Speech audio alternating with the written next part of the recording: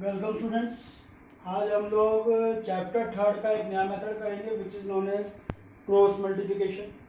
पहले cross multiplication होता क्या है उस चीज़ को समझ लें, फिर उसका हम लोग लीनियर इक्वेशन को सॉल्व करने के लिए देखेंगे कैसे हम लोग करते हैं। ये तो आप दो स्टैंडर्ड इक्वेशंस ले लेते हैं हम लोग, a1x plus b1y plus c1 equals to 0। ध्यान रखिएगा कि c1 इक्वल्स टू से पहले लेना है, इक्वल्स टू के बाद में नहीं लेना। अगर क्वेश्चन में c1 दिया गया हो इस तरीके से तो इसको आप पहले ही ले लेंगे। इसी तरीके से a2x b2y plus c2 equals to 0। अब ये तो हम लोगों को पता है कि x और y वेरिएबल है जिसकी वैल्यू हम लोगों को निकालनी है। इसके अंदर a1 a2 b1 b2 coefficients हैं, c1 c2 कांस्टेंट है। तो सबसे पहले आप लोग क्या करेंगे कि तीन इसकी हेडिंग्स देंगे। पहले दो वेरिएबल के नाम के देंगे, डेट इज x y, और तीसरा देंगे आप 1। इसके बाद यहां से आप लोगों ने कुछ लिखना है, जैसे x है तो इस x वाले को छोड़ दीजिए, इसको कुछ नहीं करना। इससे अगला वाला क्या है, b1 b2, यहाँ पे लिख लीजिए b1 b2। इसके अगला क्या है, सीक्वेंस में लिखेंगे, देखना ही नहीं क्या है क्या नहीं है, c1 c2। फिर यहाँ आ जाओगे a1 a2 और फिर वापस b1 b2। अब आप क्या करेंगे, यहाँ पे x लिखेंगे डिवाइडेड बाय, क्रॉस मल्टीप्लाई क्यों का यहाँ पर चल जाएगा, b1 को c2 से मल्टीप्लाई कीजिए और b2 को c1 से मल्टीप्लाई कीजिए। तो यहाँ लिखिए आप b1 c2 minus b2 c1।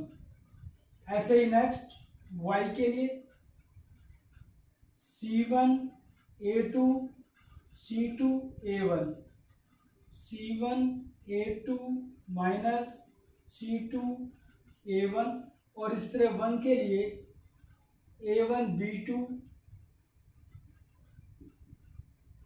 Minus a2 b1। ये आप पढ़ लेंगे आराम से। इसके बाद इक्वल टू लगाएंगे इनके बीच में। अब आप देखिए यहाँ पे x है, यहाँ पे कुछ भी नहीं है, तो सबसे पहले आप कंपेयरिंग जो करेंगे इन दोनों की करेंगे। जब आप इन दोनों की कंपेयरिंग करेंगे तो आप यहाँ पे लिखेंगे x b1 c2 minus b2 c1 equals to 1 by a1 b2 minus a2 b1। ठीक। अब जब इस पार्ट को डिनोमिनेटर को इक्वल्स टू के ऊपर ले जाओगे तो न्यूमरेटर में मल्टीप्लाई हो जाएगा। तो यह आपका बन जाएगा x equals to b1 c2 minus b2 c1 divided by a1 b2 minus a2 b1। Similarly जब इसको और इसको करोगे तो y की वैल्यू आपके पास आ जाएगी c1 a2 minus c2 a1 divided by a1 b2 minus a2 b1। तो कहने का मतलब है कि जो भी वैल्यूज आपको दी गई हैं सिंपल उन्हीं से ही आप x और y की वैल्यूज को निकाल सकते हैं। लेकिन आपको हर बार ये फार्मूला याद रखने की जरूरत नहीं है। आपको जो भी इक्वेशन दी गई हो सिंपल ये स्टेप बाय स्टेप करते हुए चले जाइए, आंसर आपके सामने आ जाएगा। हम लोग एक आध क्वेश्चन करके देख लेते हैं जिससे आपको आइडिया हो जाएगा कि हमें किस तरीके से करना है। बाकी ध्यान रखिएगा कि जो रेशियोज है हमारे पास पहले से हमको पता है कि कब यूनिक सॉल्यूशन आता है, कब इनफाइनाइट सॉल्यूशन आता है और कब नो सॉल्यूशन आता है। उस चीज़ का आप लोग बाकायदा ध्यान रखेंगे, अदरवाइज फिर आपको यहाँ गड़बड़ हो जाएगी।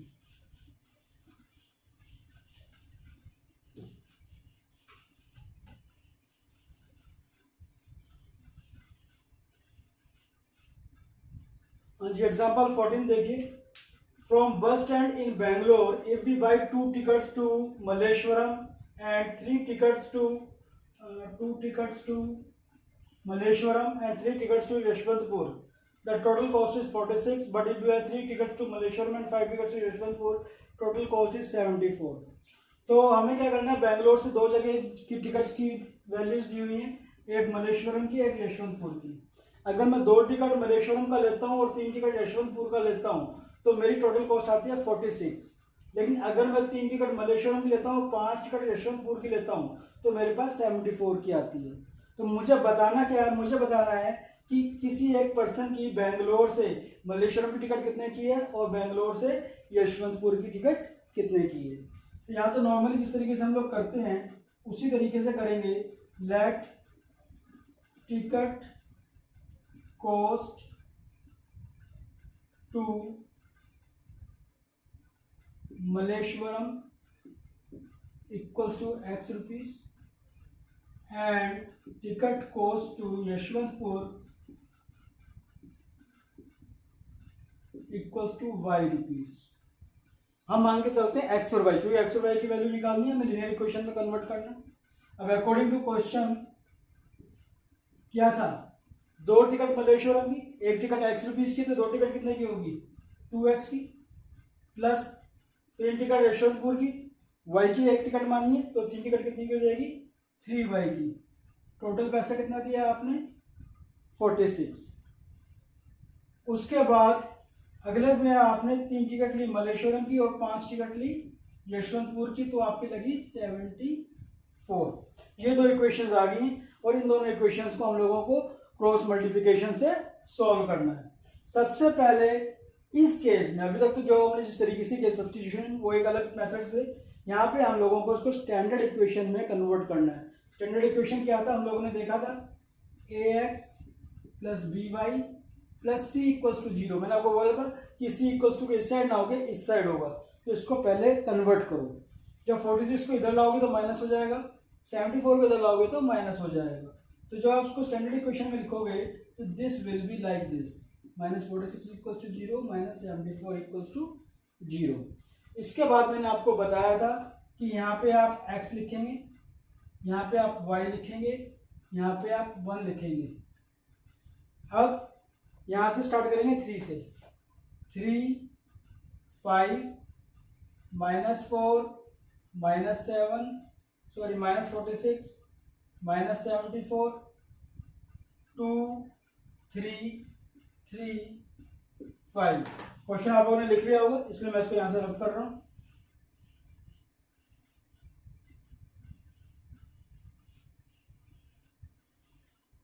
अब यहाँ पे x पे आ जाइए, 3 into -74, 3 into -74 minus 5 into -46, 5 into -46 equals to y -46 into 3 -46 into 3 minus -74 into 2 और उसके बाद 1। जब 1 लिखेंगे तो 2 इंटू 5 माइनस 3 इंटू 3। सिंपल है, सॉल्व कर लीजिए इस चीज को। जब इसको सॉल्व करेंगे तो ये हो जाएगा 3 4 जा 12, 3 7 जा 21 और 2 22, तो ये हो जाएगा आपका -222। अब ये माइनस माइनस प्लस हो जाएगा, 5 6 जा 33, 5 4 जा 20 और 3 230। ये आपका एक्स का सोल्व। इसी तरीके से यहाँ y पे आ जाइए, 3 6 जा 18, 3 4 जा 12, 130 माइनस माइनस प्लस हो जाएगा और करेंगे तो ये हो जाएगा 148। यहाँ पे आ जाइए, ये 10 - 9। सॉल्व कर लीजिए सबको। ये हो जाएगा x/8, ये हो जाएगा y/10 और ये हो जाएगा 1/1। जैसे मैंने आपको बोला था, पहले इन दोनों को आप कंपेयर करेंगे, तो जब x/8 इक्वल्स टू 1 होगा तो आपकी x की वैल्यू आ जाएगी 8। इसका मतलब बेंगलोर से मलेश्वरम की टिकट ₹8 की लिखा हुआ ना। ऐसे ही अगले लाइन पे आ जाइए। अब आप इसको और इसको कंपेयर करेंगे तो that is y/10 equals to 1 या y इक्वल्स टू 10। इसका मतलब Bangalore to Yeshwantpur, ticket cost ₹10। यही हम लोगों को निकालना था। अब इसके बाद हम लोग एक क्वेश्चन को और करके देखेंगे जिससे आपको और क्लैरिटी हो जाएगी। देखिए नेक्स्ट क्वेश्चन काफ़ी इजी है, ज़्यादा कोई महाभारत नहीं है, इसमें क्रॉस मल्टीप्लिकेशन से भी ज़्यादा कुछ लेना देना नहीं है। क्वेश्चन कहता है कि यहाँ पे आपको P नज़र आ रहा होगा इस इक्वेशन में, तो ये कह रहा है कि इस यहाँ P की क्या वैल्यू हो ताकि इन दोनों का यूनिक सॉल्यूशन हो। सबसे पहले हम लोग एक काम करते हैं, A1 A2 की वैल्यूज डाल देते हैं। A1 4 आ रहा है आपका, B1 P आ रहा है, C1 8 आ रहा है, ऐसे ही A2 आपका 2 आ रहा है, B2 भी आपका 2 आ रहा है और C2 भी आपका 2 आ रहा है। अब हम लोगों को पता है कि फॉर यूनिक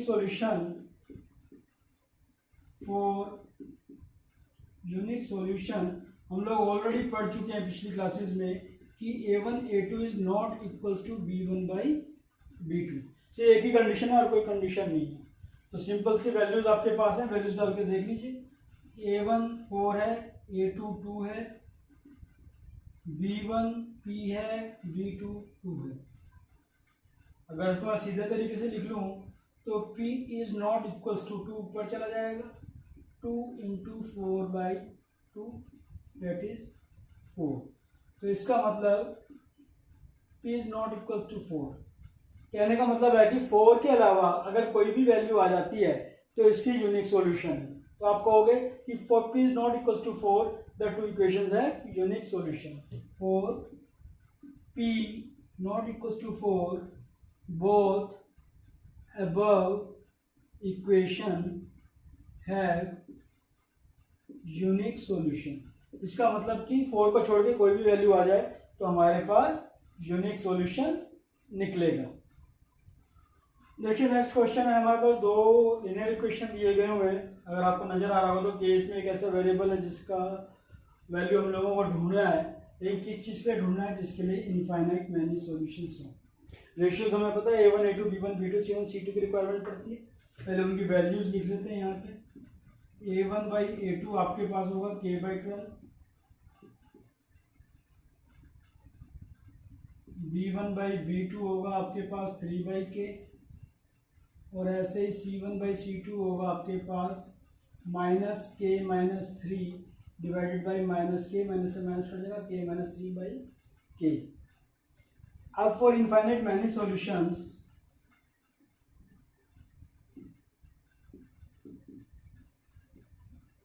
हमें पता है